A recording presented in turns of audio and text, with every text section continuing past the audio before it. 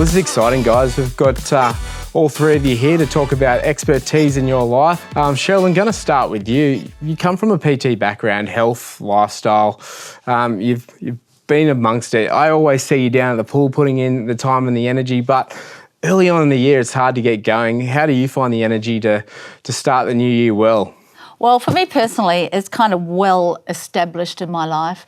But, you know, many, many years ago, my early 20s actually, I was a real fitness fanatic. And as you said, I had a PT background. So I was an aerobic instructress in the day. And, but, I ended up becoming a slave to my own body. Like I really, was exercising all the time. I was always aware of what I ate. So I always keep a mental tally in my mind of how much I'd ate. And then I'd, exercise it off the next day kind of thing. So, but, I don't live like that anymore. I was really focused on my body big time. And, I in my early 20s, I didn't kind of realise, hey, I'm actually a three-part being. I'm body, soul and spirit. Yeah. And so I was just focusing on this one area of my life, which is, that's not healthy. Yeah, sure. So much of like exercise and going to the gym and that costs money, but there's so many other ways to exercise and get fit. What is the best kind of totally. Well, path to take? I hardly spend any money on exercising, although I have just started playing golf. So that'll blow it out of the water. But yeah, like you see me down at the sea pool doing laps. I love to do that in summertime. I'm not hardcore. I'm not there in winter. Haven't seen you down there in winter yet. No, you won't see me in winter. So we've got that and beautiful places to walk. So I walk a few times a week. In summertime, I'll swim. And I also, actually during COVID, I discovered I didn't need to belong to a gym. But, gyms are good. I'm not saying that gyms aren't good. But, I discovered that I could actually do it at home. And I just got a little mat and a few weights and I just buzz down there and pump it out. And look, I know some people wouldn't be self-motivated. They'd go, I couldn't do that. I'm not self-motivated enough. But once it's really become a habit in your life, I believe that you can be self-motivated enough to just do it. So that really costs me nothing to stay fit. Starting out, there's so many ways people can start out. I heard recently a podcast about chunking your goals and hitting a home run is not often the best way to go, but trying to get on base, the baseball analogy, if you're a sports fan or a sports nut like breaking me. It down. Breaking it down. How important is that to take the pressure off? I guess it takes the stress off. But how important is it just to break down goals if you're trying to A, lose weight, or B, just trying to pick up a healthier lifestyle? Is that a good way to go? I think it's fantastic, because moderation and consistency are the key, to success and really kind of establish, because you want to establish a lifestyle. You don't want to just, just embark on something that's unrealistic, program that you can't live for the rest of your life, and so it's important to really be able to live forever what you're going to implement. And often diets and, other eating plans or really stringent exercise plans. So that's why it is good to just start small. Just kick some goals, no matter how small they are. Yep. Start small. And, and just aim to be better, aim to just get a little bit better. And as you do that, I think you build on it and then suddenly you get to where you want to go. But just break it down. I mean, that's what my husband tells me in golf, he goes, just, because I'm not very good, and he just goes, just hit it, a little bit, and then hit it another little bit and you'll get there. Yeah. So, it's all like in that. The hips. It is. I'm learning.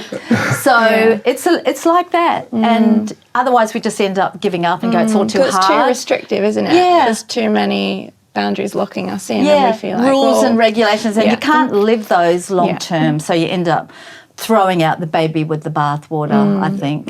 So, just starting small is a great way. Just going for, if you're not used to exercising, just get out and go for a walk and maybe aim to do it a couple of times a week. And then if you fail, just don't beat yourself up, just pick yourself up and keep going and keep Progress, trying. not perfection. Yeah, totally. Absolutely. Yeah. Next on our agenda is finances. And Tim, you come from a money background and, the banks, RBA, they keep on raising the interest rates, and people want to know how they can keep some of that moolah in their pocket and not, give it back all to the bank. Have you got any advice for us today on how we can, keep some of that coin in our pockets? I think there's always a battle between what's coming in and what's going out, and possibly in the world that we live in, there's a lot of shiny things around. So there's a lot of areas that we go, I'd love to do that, go and travel like the people that I see travelling all the time. Or on Instagram, Yeah, that's right. So there's a lot of allure there in terms of, a house, a car. It might be smaller things like a new surfboard or, there's just myriad of things where money can go out. But I guess what you're talking about and what's been in sort of people's mind a lot is just the basics. So it might be rent, it might be mortgage payments going up, those unexpected things, even groceries going up. So those basic things. So I think as painful as it is, a budget is a helpful tool. And it can be as simple as just looking at your bank statement, logging in there, and a lot of the banks have now got something that automatically classifies your spending. So you can look back at the last 3 months, 6 months, and it says, okay, this is what you've spent on your rent, your groceries, those sort of things. And that can give you a good baseline there if you're not sort of proficient with numbers, or it's not an area that you really love or feel confident in. So I think that budget, how you spend your money needs to be aligned with who you are as a person and what your values are, what's important to you. Awesome. That's great advice, That makes Tim. sense. Yeah, so good. Just with you were talking about it before, like subscriptions coming out, there are like so many little traps and stuff. How do you kind of break the cycle of that? I think the key is looking at what are the basic things, what are the building blocks that I need to understand about money. One of them certainly sort of, rent and mortgage, and how do interest rates work and how does that affect me? But I think the other area is probably debt, and it can come in different forms. Sometimes it's a good thing to building wealth long term, but it can be a bit of a cycle, a bit of a trap if it's used in the wrong way. So being able to understand what that is, how it affects you is sort of an important area. And it can be, it used to be credit cards. It's probably now the buy now, pay later. Oh, great, that's what I want. Oh, look, 4 easy instalments. And there's a lot of variants of that. And it's, oh, cool, I got my pay coming in a week, but I just need a little bit now. But that's spending money that you don't have.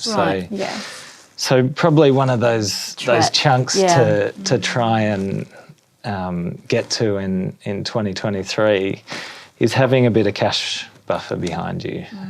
And that looks different for everybody if you're 15, 25, 55, 95. We all live a different life there, but to have a little bit of backup there when the fridge suddenly dies and you need to replace it. The emergency fund. That's right. And making sure we're setting aside enough money for the quarterly bills that come in. Right. Oh no, there's the power bill. Another surprise, Tim, I want to start a budget. Where do I start? How do I go about it? Look, it might be a scary word, but just break it down. So a few areas of it that can kind of give us a bit of a guide as to what it should sort of look like. So about half of your net pay should be on your basic living expenses. So housing, maybe rent or mortgage, food, medical, some of those basic things that you just need for everyday living. It's kind of a non-negotiable. And like Sherilyn, writing it down can help. Yeah, look, you really do need to. And get a little bit specific. It might take you an hour to get through and do this. But just make that step so that you've got a picture of, okay, this is what's happening with my money. So that half of it on that the basics, maybe then you've got about 30% on the wants. Yep. So some of the fun stuff to add into your life. So it might be some hobbies, it might be time out with friends, it might be some of those areas that you want to put into. It might be community things that you get involved with, sports or whatever it may be, a bit of generosity, gifts for people. And then that final 20%, look at that as your savings, your investment. This is my goals stuff here. Right. So maybe that's a bit of an outline for us. Makes it sound so Sure, easy. it makes it sound so easy. And that's a good do it. practical thing, writing it down and itemising it. And you said earlier as well, your bank statements, just going through what is coming in and what is going out. I think that's really good. Yeah, that gives you a snapshot of what's actually happening. Yes. Yeah. Versus, I spend $100 a week on food. Well, it might be 300.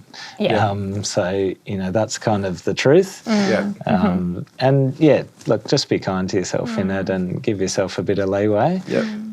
But use that to say, okay, well, I can save this and tick off some of those goals, build that confidence and up and running. That's great advice, Tim. Thank you so much for that. That's exactly what people need to hear, and just, I guess, break the stress and the cycle of moving forward into a new year. It's And maybe if I can just add one thing as well is, I think when you're looking at finances, it becomes fairly introspective. Yeah. Because you say, how can I hang on to as much of what I'm earning as possible? And in doing so, counting your pennies and being a bit of a Scrooge. Yeah. Allowing some space in your budget to be generous. And have some fun. Yeah. Definitely have some fun. Go on holidays. There's a good amount of it that you should use for enjoyment Yeah. because you don't want to just say, look, I'm retired at 75, my knees don't work and now I can enjoy life. Yeah. So we're going to move on to relationships now, and Ellie, this is your expertise, a bit of marriage. How can we get better in our relationships with other people and in our marriages? How can we get better in our relationships? I mean, there are so many areas to work on. A big one, I think, is an obvious one, communication. Communication helps us in so many ways. Like more ways than I have realised since becoming married. And marriage is a tricky one because you are really, really close all the time. There's no hiding from your spouse. That's true. So it really starts to open up a lot of parts of yourself that maybe you're not so proud of, or maybe you didn't realise needed a lot of work. And because now you're sharing your life with this other person. So definitely marriage for me has been the biggest eye-opener in terms of what I need to work on in all my relationships. Communication I've realised has been a struggle for me, and I've always thought of myself as a pretty good communicator. Talk to people easily, I enjoy it. But when it comes to communicating what I'm actually feeling and to help my husband understand what's going on, I find that really difficult because I think I just haven't gone there myself. So I guess taking a minute to actually explore your past, explore what you've been through in your life and go, well, the way that I'm living now and the way that I'm interacting with people now, how is this connected to what I've been through? And maybe if I'm feeling some defensiveness, I know that's been a big struggle for me, where I throw walls up as soon as I feel slightly attacked, going on the offense all the time. Is this actually the fault of the other person, or is this something that I've travelled through and I haven't dealt with yet? Sure.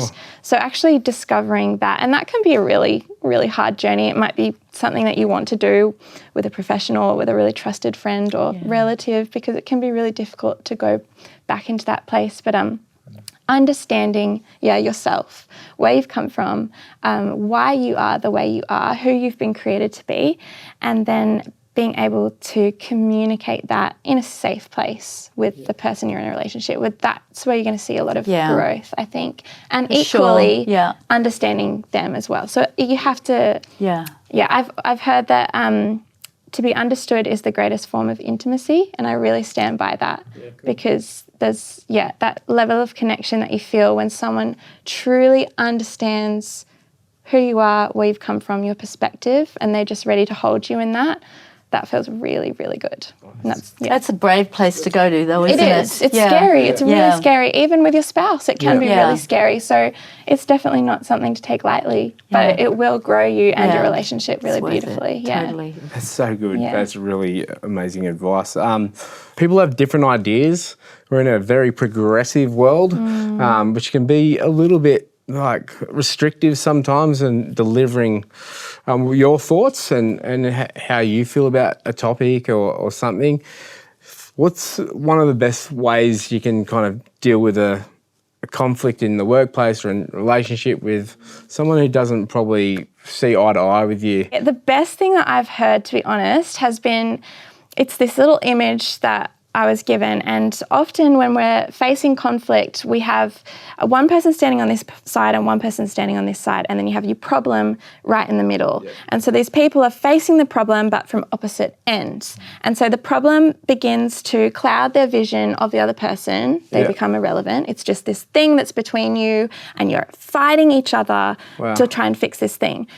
What you want to do in your mind as an image is just to bring that person around beside you. So you're standing together, unified, facing the problem together. And then from that perspective, you're as a unit together and you're as a team and you're just working together. We do have a problem before us. We do have a disagreement or something that we're not seeing eye to eye on. But if we're facing it from this teammate perspective, then it's a strengthening exercise. And it's actually something that you can go, oh, this is an opportunity for us to grow. This sucks right now. It's really hard and I don't like it, but we can work through together. And you're not fighting one another, you're fighting the problem. So I find that little mental image really helpful. Visual. Yes, I love having visuals. So that's always been really helpful for me. And another key thing is just to become a good listener. Just listen well. That is so underrated, guys. Listen to people and don't, as they're speaking to you, don't be formulating your comeback in your head while they're talking, which I catch myself doing a lot when, Sean's telling me something, my husband, and I'm like, well, just wait till you hear what I've got to say. It's better than what you've got to say. But no, to actually catch yourself and go, okay, I'm actually going to absorb the words that person is speaking, and I'm going to try and come from a place of understanding. I don't agree with it, but I'm going to understand why they might be coming from that place. And that can really just settle the dust a little bit and go, just again, the compassion and the grace for the other person, and realizing, we all have different histories, we have different beliefs.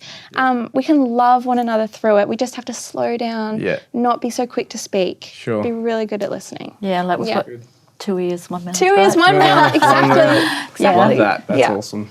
Great conversation, guys. And thanks. It's so good just to hear everyone's point of view and views and your areas of expertise. And just thank you so much. Definitely not an expert, but... Not an expert, are you? 20 years of a PT. No, thank you very much for just everything that you've offered us today. And hopefully just people can take chunks and use this where they need to. Yeah. Awesome. Well, thanks for having us. Thank you. Thanks, Mark. Cheers.